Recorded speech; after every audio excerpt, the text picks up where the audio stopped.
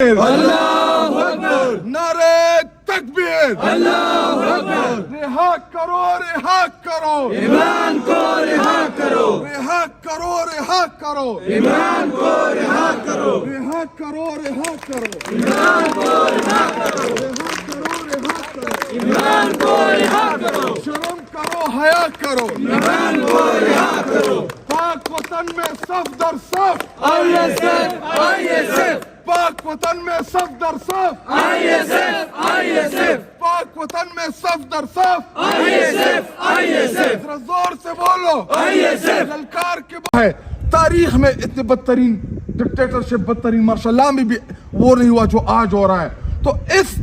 14 نومبر کو ہم انشاءاللہ 24 نومبر کو جو عمران خان صاحب نے